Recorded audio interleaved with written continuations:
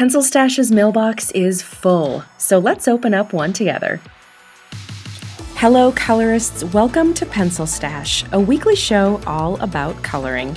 If you're new to the channel, please consider subscribing to get all the new content, and be sure to hit that like button if you're enjoying my videos.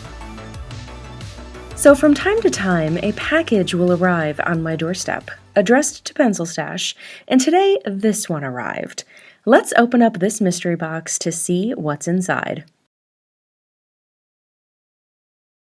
Oh my lord, it's unicorns! Colorful unicorns from ColorIt's line of coloring books. Right now, I am not much of a rainbows and unicorns type of person. I'm more of a Netflix and dogs type of person, but I don't think that coloring book exists. But maybe it should. Let's flip through a few pages and see what we're working with here. This book is enormous.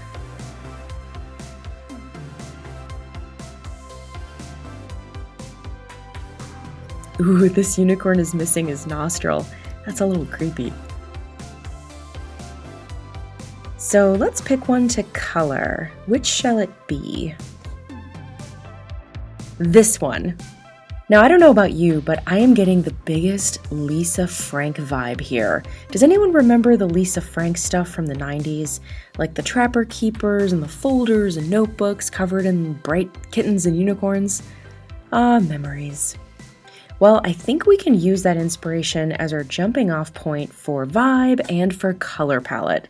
This one should be fun, so let's begin. Now, I did do some digging on Pinterest and I found a really great inspiration photo from these gem crystals. It had white outlines and gold embellishments, so I think this page will be a fantastic use of my gold chalk marker, which I love, but I don't get to use very often. The matte gold is perfect here. And because I'd like to keep our color palette balanced across the page, I'm going to take these same colors and utilize them in the opposite corner of the page to keep everything nice and balanced. By the way, all the colors that I'm using will be listed in the description box below in case you're interested. And just for fun, I'm just going to keep adding this gold kind of in random places across the page where I think it'll work best.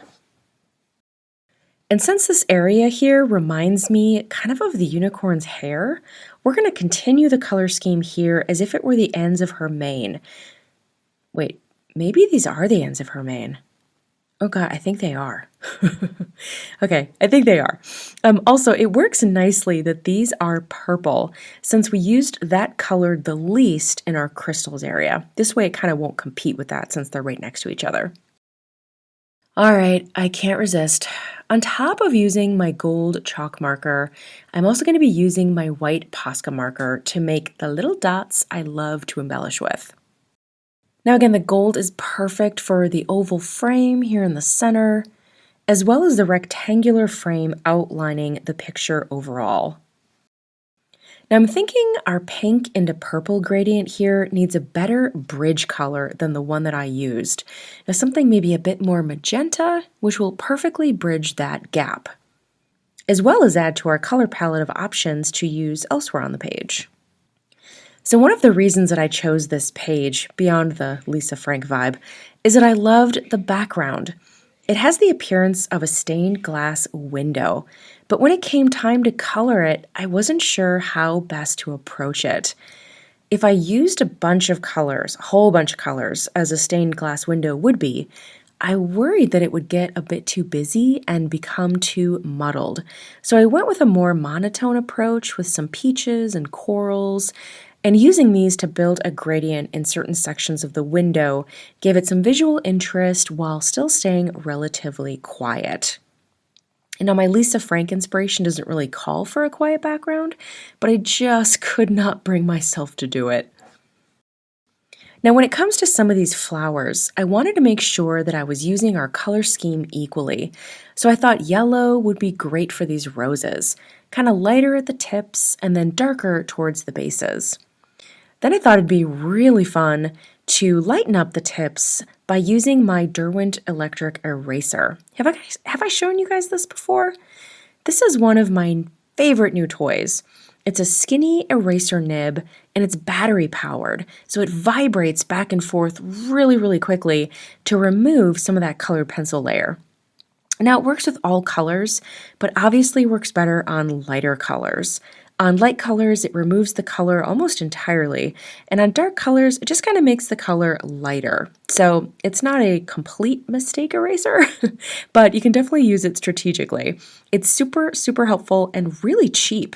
If I remember correctly, it was only about $10, so a good little tool if you want to pick one up.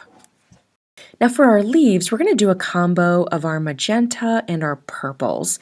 Just kind of going along them randomly, just kind of making it really diverse and then kind of bringing them all together, blending them together with our colorless blender pencil. And I like these darker colors. It kind of grounds and gives weight to some of the more neon pinks and yellows across the page. And of course, I cannot resist putting in a few little white dots.